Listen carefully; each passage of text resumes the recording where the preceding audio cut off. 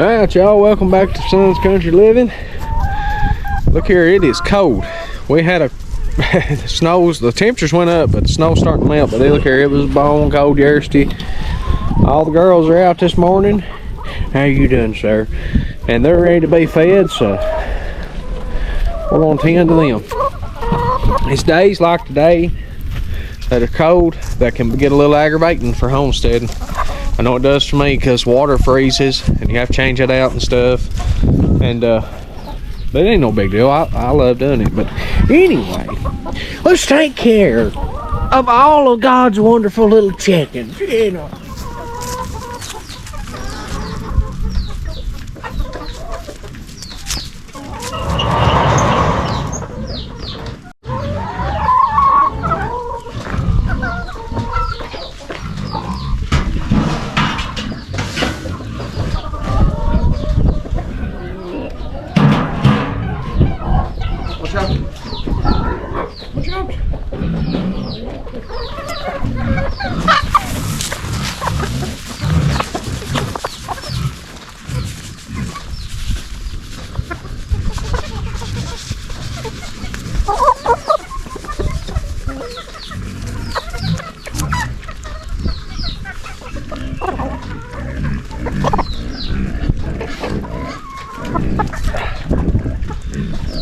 These chickens, where it's super cold, man, they gotta have quite a bit of feed on days like today, so.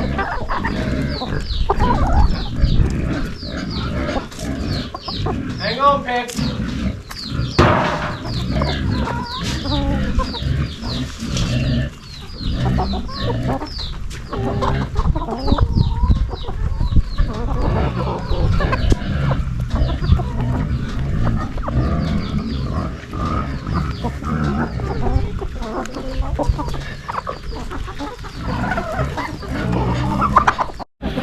Just look at them gathered all around.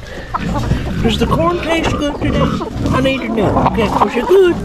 What about you? Johnny Phil, you got anything you want to declare? Hey, that was rude. Show y'all guys my Bantam chicks. I got my Bantams from GC Bantams and gosh, I forgot the other boy's name in Kentucky. I done some crossbreeding, good stock. I want you to look. Look how pretty that little rooster is, guys. He's a blue quail pumpkin. He just turned out ugly. I don't know, but look at them golden pumpkins I've managed to cross. And they're wonderful. Here's some feed. I've got a couple Easter egger chocolate Orbiton mixes in there. I love that chicken. See, I've got some chocolate Orbiton pure ones right here. There's 3 of them. And then I've got crosses running around somewhere.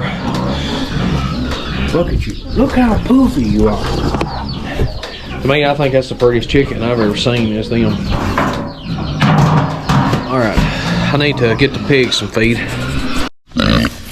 Alright, Peg. Get back.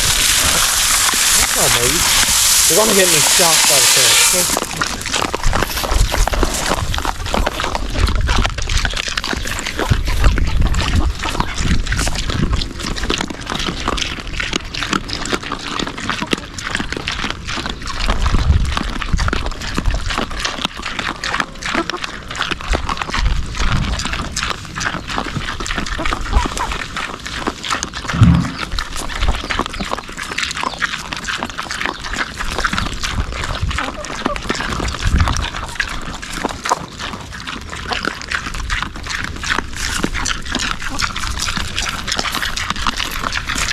It's cold like this, I always give the animals extra feed. This right here will hold them over for until tomorrow morning. Alright, the audience wants to hear lip smacking action, okay? Show them what you got.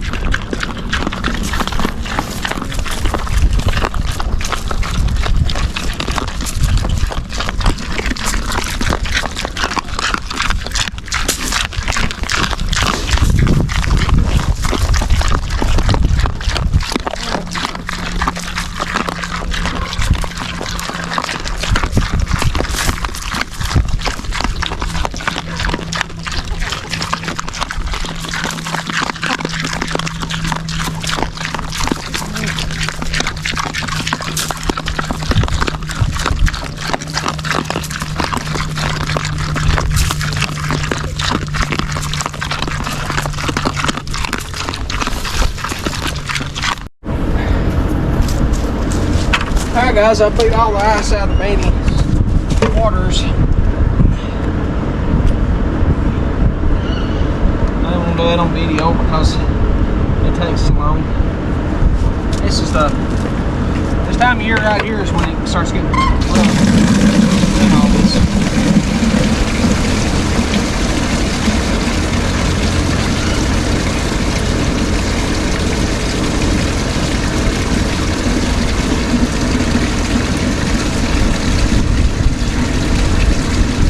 Gotta get them Rhode Island red chicks water. They drunk every drop. Of course, 70 chickens, you know, they're about that big around us. They're starting to get some size on them. Alright, let's get them some water. Alright, gotta feed the Rhode Island red chicks. I had to take them big hens out. I caught them pecking them on the back, and I cannot have that. Get y'all set up here. Just look at y'all. Piles of chickens. Oh,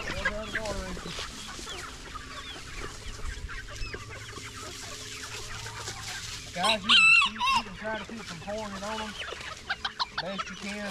They're going to find a way to get under it. It's not done on purpose.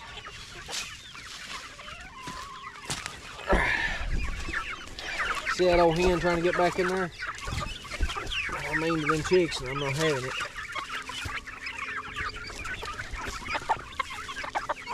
Buckshot, are you selling vicious? Yeah, I guess you are, boy. He said, I'll kill anybody. I don't care. I'm a killer. Listen, you ain't gotta be up like that.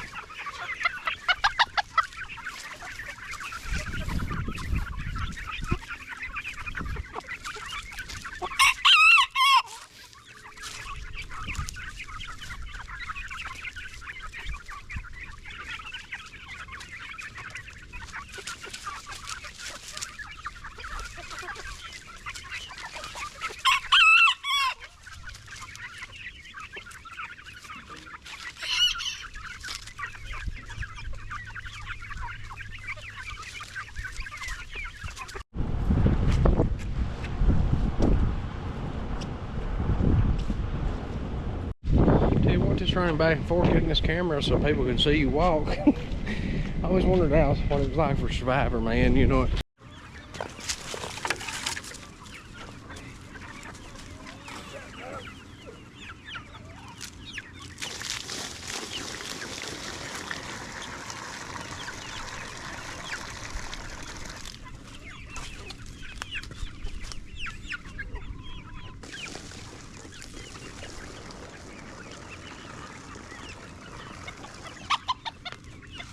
Right, Buckshot. I gave you life.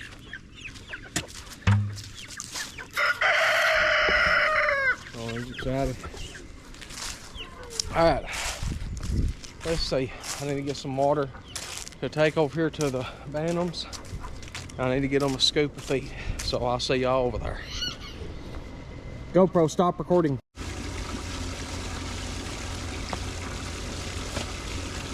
Alright guys, this is the third bucket of water I've used so far.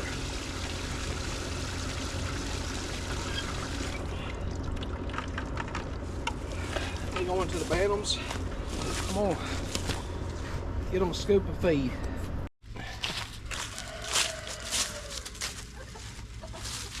When it's cold like this, guys, like I said, you gotta take care of these animals. Because they're not in a warm house, they're out in it. So I'm giving them a little extra feed. Here they got water. Hang on, Joseph.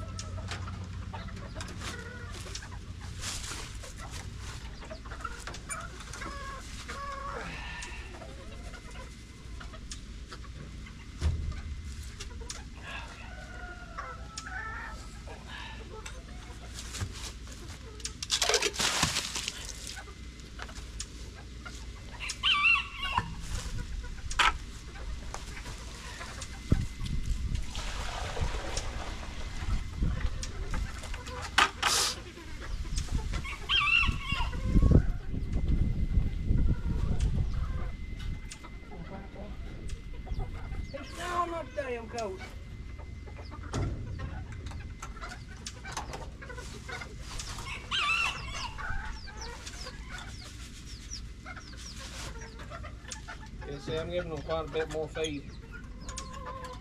Now it's going to get up to 48 today, so praise the Lord for that. But I'm still going to give them a lot of extra food.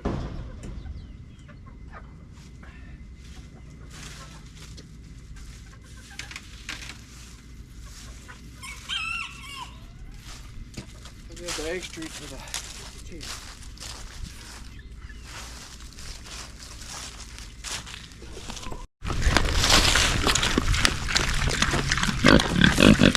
Ration tags.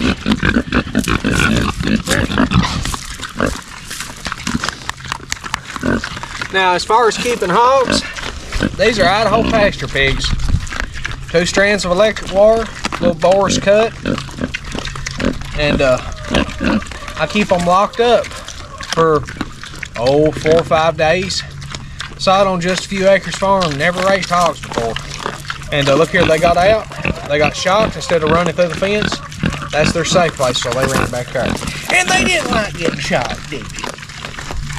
But this, I'm telling you, I love my pigs, okay? This is our back one. You're acting awful.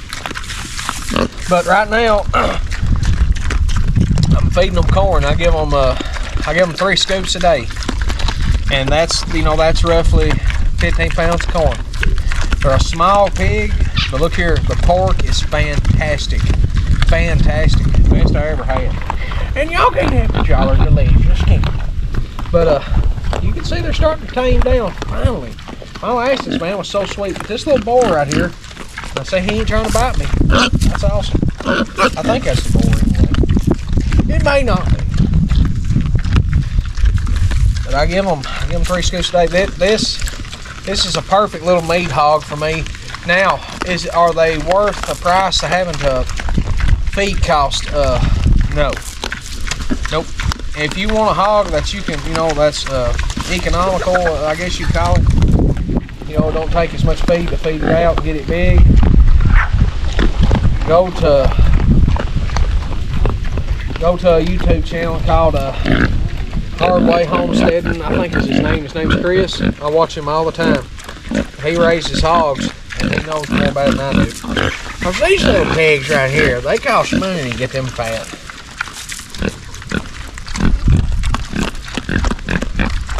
They're finally calming down. Boy, they're filling out good. Look how broad across the shoulders. Lance, you're going to be delicious. A lot of people say, does it bother you getting them butchered?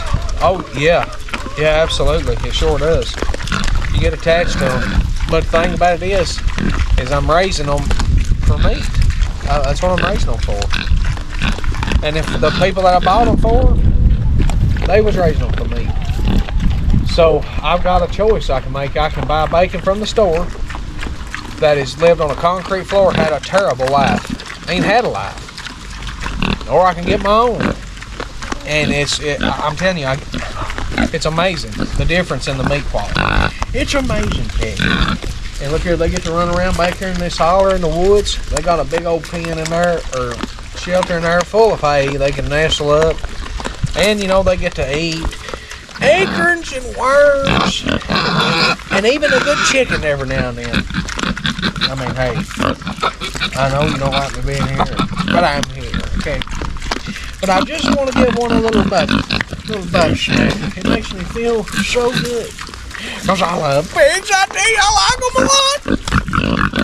All right. Shut up.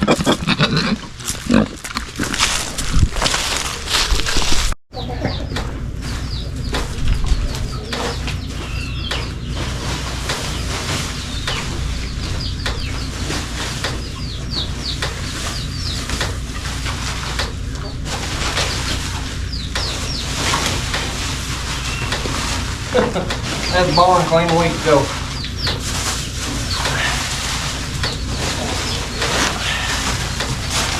Chickens are nasty little critters.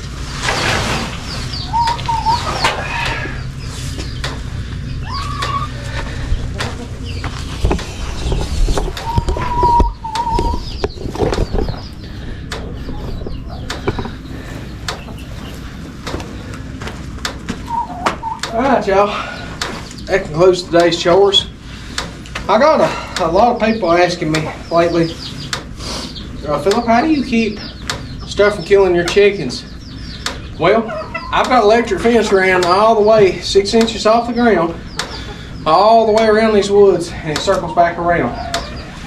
And have I had problems with hawks? I have. And how did I deal with them? I'm just going to say I deal with them, okay? Now, have I had a problem with dogs? Oh yeah, absolutely. Here's the thing. We've got 8 acres right here.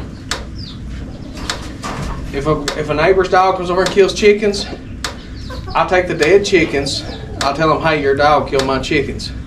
And they say, well, here, let me pay you. And I'm like, no, just keep your dog up.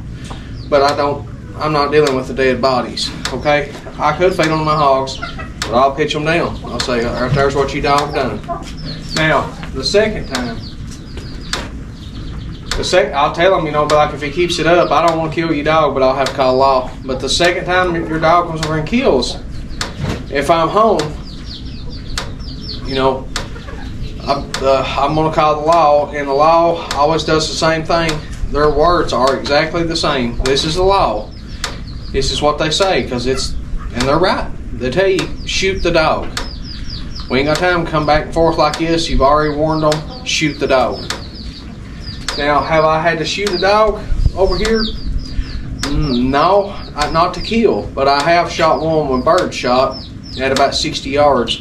And look here, I see the dog daily, and he don't try it anymore. Now, I do have a neighbor that has costed me probably $200 in hens. It's a husky. And I will kill that dog if I catch it over here again. I've gave them warning after warning. I've had the law tell them, and the law's told me plainly, if the dog even steps one paw on your property, kill the dog, call us and tell us you killed it. Now, I don't want to do that, but the neighbor lives probably every bit of 600 yards away. The dog's crossing 6 yards to get here. And they were supposed to come and reimburse me for the chickens because, let's face it, $200 is a chunk of change for me. I had to replace the hens. So, that's been over a month ago and they've not showed up. But they know, I know, and the law knows that I'll absolutely shoot the dogs. Now, I've also got a neighbor when I first came home that shot and killed my dog, and my dog was trying to get into the pen of his chickens. Now, at the time, I was hurt, mad, and upset. But my dog should have been in my yard. My dog had no business going 300 yards, crossing 3 lawns, and trying to kill somebody's chickens day after day after day. And that's what it tried to do. So he killed my dog. And he never, but one thing he never done was he never came and talked to us and said, hey, your dog's trying to kill my chickens. See, I had no clue. So I think he could have handled that differently. And I'm going to be honest with you, a lot of people live around here. I'm not done. I'll always have dog issues. Now, is there a way I could stop it? Actually, there is. I could run an electric fence all the way around, the place, all the way around. And if it comes down to it, I will. I'm telling you guys, electric fences stop coons, they stop foxes, they stop possums, they stop everything. Everything. That's the only reason something ain't got in there and killed my bambs. But I hope y'all enjoyed today's episode. Here in a minute, we're fixing to try to kill a deer. We're going to head back down where I see big bucks, and hopefully we'll get one. Man, I'm sure this chicken won't stay like this, but it's sunbathing. You ought to see this light up on his side. It's like it's a Pamela Anderson or something here. Look. Are you resting? Is there any way I could grab you? Anderson, you can't be laid around like that, okay? But hopefully I'll see you guys in the tree stand. Homesteading is to me is the hardest in the winter, for sure. you got the weather working against you.